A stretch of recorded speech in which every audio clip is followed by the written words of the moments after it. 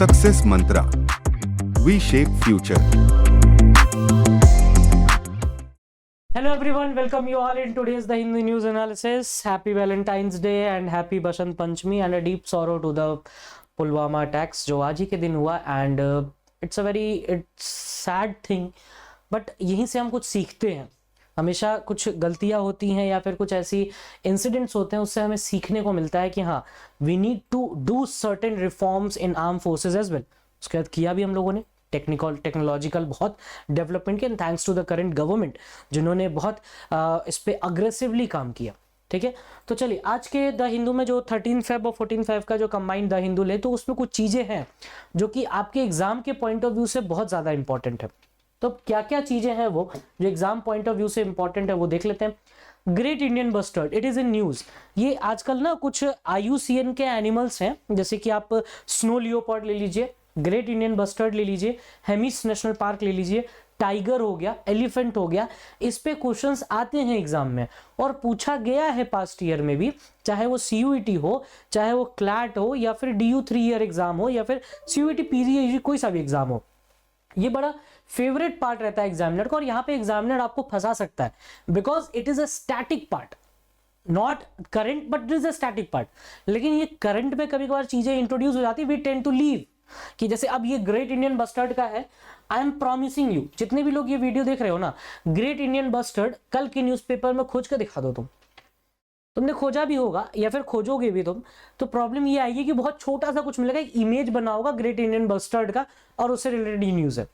क्योंकि अभी जो वेदर चल रहा है इंडिया का और बाहर के कंट्रीज का, तो माइग्रेशन सीजन है ये।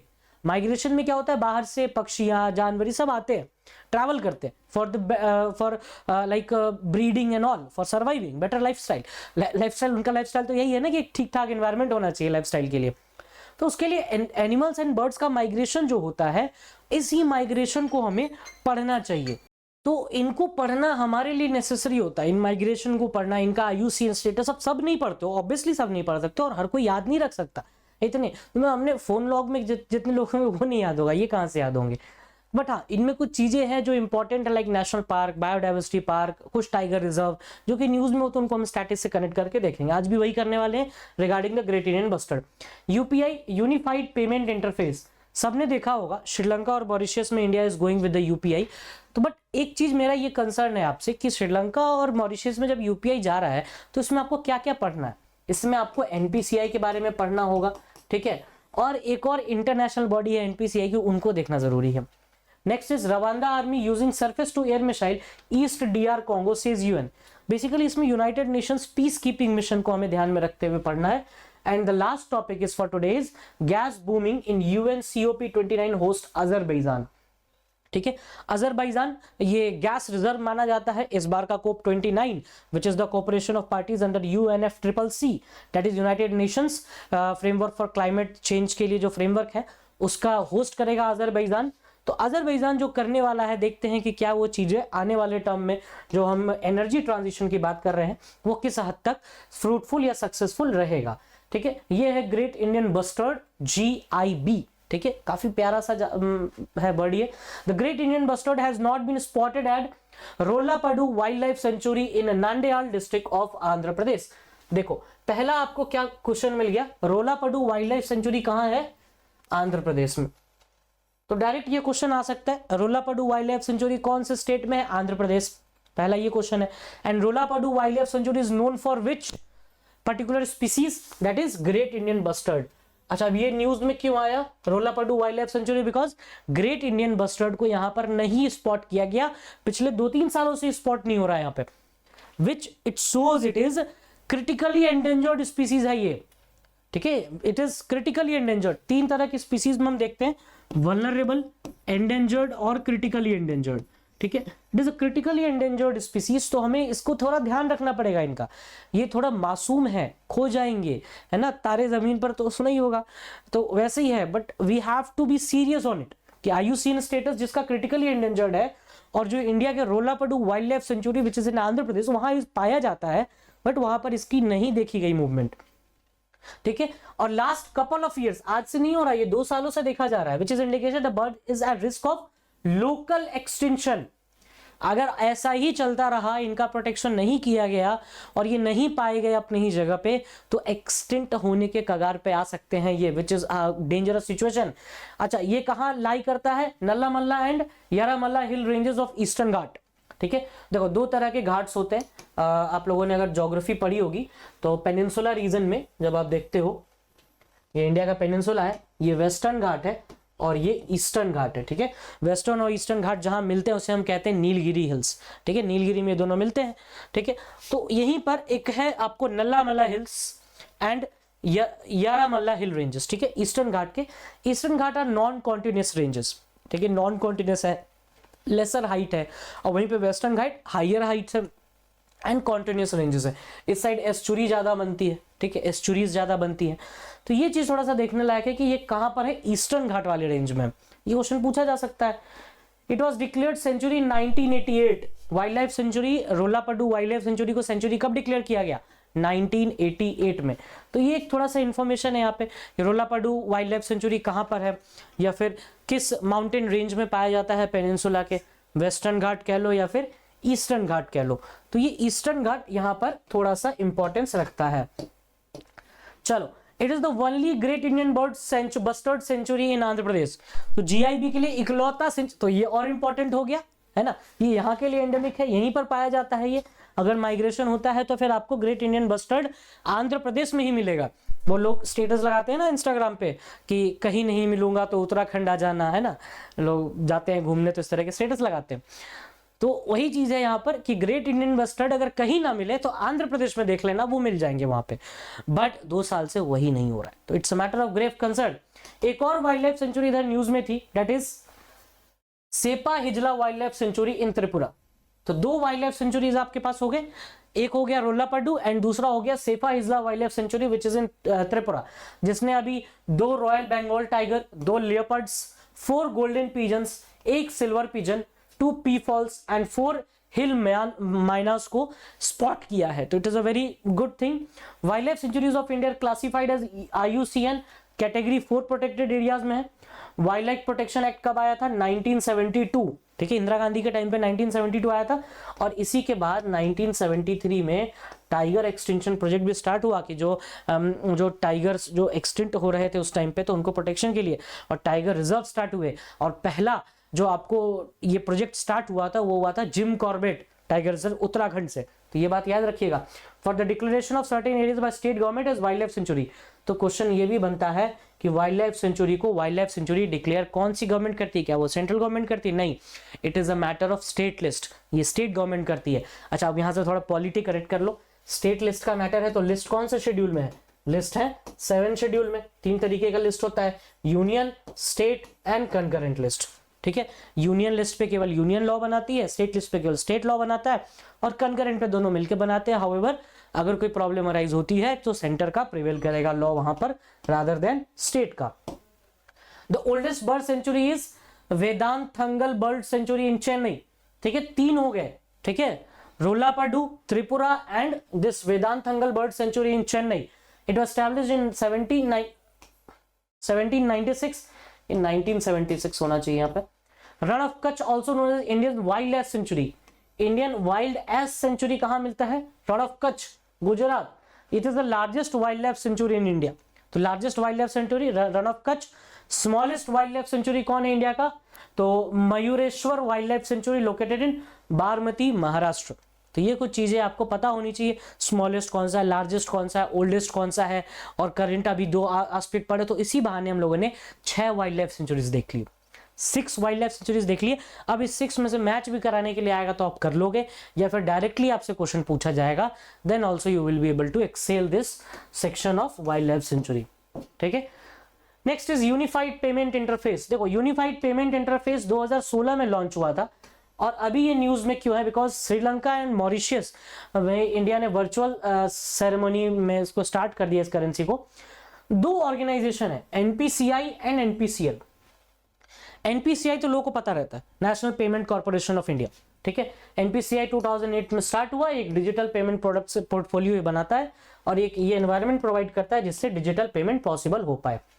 NPCI सक्सेसफुली एस्टेब्लिश हो चुका है बहुत सारे कंट्रीज में, और उसके बहुत सारे अलग अलग पार्टनर्स हैं जैसे यूएसए में डिस्कवरी फाइनेंशियल सर्विसेज के साथ, जापान में क्रेडिट ब्यूरो के साथ, यूनियन पे international in China, royal monetary authority in Bhutan and network for electronic transfer nets in Singapore.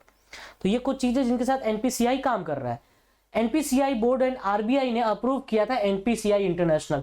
तो एनपीसीआई इंटरनेशनल को किसने अप्रूव किया? एनपीसीआई बोर्ड खुद और RBI reserve bank of India और एनपीसीआई दोनों ने इसको अप्रूव किया है। तो एनपीसीआई इंटरनेशनल अगर देखें तो ये कंपनी है जो कि 2020 में बनाई गई थी। ये एनपीसीआई की सब्सिडरी है। नेशनल पेमेंट ये इंटरनेशनल लेवल पे, ठीक है, एनपीसीएल जो है वो इंटरनेशनल लेवल पे। Deployment of RuPay domestic cards and UPI outside India, ठीक है, जो ये आउटसाइड इंडिया जो भी आप कर रहे हो क्यूआर कोड या फिर डिजिटल पेमेंट के लिए एक एनवायरनमेंट क्रिएट कर रहे हो, उस एनवायरनमेंट को बनाने के लिए एनपीसीएल का बहुत बड़ा हाथ है, जिसको स्टैब्लिश किया गया 2020 में। और इसको स्टैब्लिश करने वाला कौन था? NPCI board and RBI. तो ये दोनों बातें आपको याद रखनी है इस पर्टिकुलर सेगमेंट में, ठीक है। चलिए, मिस्टर रितेश शुक्ला अभी सीईओ है एनपीसीआई इंटरनेशनल पेमेंट्स लिमिटेड के, एनआईपीएल के। NPCI payments limited is partnership with Lyra, French leader, जो आपको आईफल टावर के साथ हुआ था। तो आईफल टावर में फ्रांस है, तो फ्रांस की कंपनी है लायरा, उसके साथ ये कनेक्ट करके एनपीसीएल, तो ये एनपीसीआई इसके साथ कोऑर्डिनेट करके वहां पर एक ग्लोबल पेमेंट इंटरफेस स्टार्ट किया। List of countries accepting UPI देख लेते हैं कौन कौन सी कंट्रीज है। Bhutan, France, e commerce, Mauritius, Singapore, Sri Lanka and UAE. उसके बाद भी कुछ और कंट्री हैं जो कि रुपए एक्सेप्ट करती है, Bhutan, Nepal, Mauritius, Singapore and UAE. तो ये कुछ लिस्ट है जो कि गवर्नमेंट के वेबसाइट की है डायरेक्टली, उनको प्लीज रेफर करिए, आपके एग्जाम पर्पस से इंपॉर्टेंट है वो, ठीक है। चलिए, Rwanda army using surface to air missile in the east DR. देखो, पहले तो आपको रवांडा, युगांडा ये सब पता होने चाहिए कहाँ पे, ये सेंट्रल अफ्रीकन कंट्रीज है। ये रहा DRC, democratic republic of Congo, इसका दूसरा नाम है जायरे, याद रखना, इसका दूसरा नाम है जायरे, पुराना नाम बेसिकली जायरे। और यहां पर एक रिवर भी बहती है जिसका नाम है कॉन्गो रिवर, ठीक है, कॉन्गो रिवर, या फिर आप जायरे रिवर भी बोल सकते हो, it is completely up to you. इसकी खास बात ये इक्वेटर को 2 बार काटती है, इक्वेटर को 2 टाइम्स कट करती है जायरे, ठीक है। और ये रहा आपको रवांडा, ठीक है, रवांडा और डीआरसी। यहाँ पर ग्रेट लेक्स का भी रीजन है, काफी सारे लेक्स भी हैं, तो उनमें से एक लेक जो हमारे लिए अभी टेम्पररीली इंपॉर्टेंट है वो हम अभी देखेंगे कि कौन सा लेक है भाई यहाँ पर। तो लेक कीवू है यहाँ पर, याद रखिएगा, लेक कीवू किसके बीच में है? डीआरसी एंड रवांडा के बीच में। Democratic republic of Congo which is जायरे and Rwanda के बीच में एक लेक है, दैट इज लेक कीवू, ठीक है। अब ये क्या है? MONUSCO, एक फ्रेंच टर्म हुआ करता था, बट अब हम अपने हिसाब से समझेंगे इसको इंग्लिश में। United Nations organization stabilization mission in the democratic republic of Congo, ठीक है। ये बेसिकली यूनाइटेड डीआरसी में, that is democratic republic of Congo में, यूएन का एक पीस मिशन है। United Nations peace keeping force in democratic republic of Congo, जो कि स्टैब्लिश किया गया था in by the order of 1279 and 1291, ताकि उस रीजन में जो भी कॉन्फ्लिक्ट हो रहे हैं, इतूरी कॉन्फ्लिक्ट, कीवू कॉन्फ्लिक्ट, डोंगो कॉन्फ्लिक्ट, इन सबको कॉन्फ्लिक्ट को सप्रेस करने के लिए और उनको मतलब टेक डाउन करने के लिए इसको स्टैब्लिश किया गया to for the better functioning of the government, और लोगों के ह्यूमन राइट्स को भी प्रोटेक्ट करने के लिए ये चीजें की गई। यूएन पीस कीपिंग को आपको पीस प्राइज भी मिला हुआ है 1988 में। इंडिया 5th लार्जेस्ट कंट्रीब्यूटर है इस पीस कीपिंग का, 1950 से इंडिया मेंबर भी है। इन अगस्त 2021 इंडिया ने यूएन के साथ एक प्रोग्राम लॉन्च किया था, यूनाइट एंड अवेयर प्लेटफॉर्म, एक टेक्नोलॉजी प्लेटफॉर्म है जो कि सिक्योरिटी ऑफ पीस कीपर्स के भी बारे में बात करता है। इंडिया का एक विमेन पीस कीपिंग मिशन भी है जो कि 2007 से उस एरिया में काम कर रहा है, और पहली बार हमने लिबेरिया में भेजा था, नेशनल मिशन ऑन लाइबेरिया। और अगर बात करें कुछ इंडियन वेटरन्स की जो कि यूएन पीस कीपिंग का पार्ट हुए हैं कभी, तो doctor Kiran Bedi United Nations first police adviser रही हैं, मेजर सुमन गवानी एंड शक्ति देवी, जिन्होंने उनको यूएन पीस कीपिंग में खुद को बहुत अच्छे पायदान पे लेके गई हैं। तो ये कुछ अच्छे अचीवमेंट्स हैं इंडिया के regarding the UN peace keeping, जो कि आपको पता होने चाहिए। अदर फॉर्म्स ऑफ एफर्ट जो कि यूएन करता है, जैसे देखें तो एक है कैपस्टोन डॉक्ट्राइन 2008 का, ये basically UN peace keepers field के लिए है, फील्ड में जब आप होते तो आपको ये डॉक्ट्राइन फॉलो है। Peace operations 2010, peace keeping operations को फॉलो करना। 2005 में वर्ल्ड समिट हुआ पीस बिल्डिंग कमीशन के लिए। तो पीस को कैसे प्रमोट करना है आप यूएन से पूछिए कि कैसे ये पीस प्रमोट होता है। उसके बाद gas booming for the United Nations scope 29 host Azerbaijan. देखो अजरबैजान में एक जगह है आर्मेनिया और अजरबैजान के बीच में, नगोर्नो काराबाख रीजन है, which was in conflict last year. अब मे बी इस साल न्यूज में आ जाए। अजरबैजान में बेसिकली एक जगह है बाकू, ठीक है, that is important for the gas field. COP 28 basically जो अबू धाबी में हुआ, दुबई में, तो अजरबैजान अब गैस बूम कर रहा है, गैस में कन्वर्जन कर रहा है, जो कि आगे जाके ट्रांजिशन में बहुत ज्यादा हेल्प होने वाली है। तो वही देखना है कि भाई कितना वो सक्सेस होता है। अजरबैजान की कैपिटल बाकू है, इसलिए हम बार बार बाकू से यहाँ पर उसको रेफरेंस देते हैं। बस बहरहाल बात करें कि सबसे बड़ा जो गैस फील्ड है वो है साउथ पारस नॉर्थ डोम फील्ड, जो कि नेचुरल गैस फील्ड भी है पर्शियन गल्फ में, पर्शियन गल्फ के रीजन में ये लोकेटेड है। अगर आप देखो तो ये जो रीजन है आपका, अगर आप ध्यान से देखो, ये जो येलो रीजन है, this is the gas field of, जिसके बारे में भी हम बात कर रहे थे नॉर्थ रीजन में, ठीक।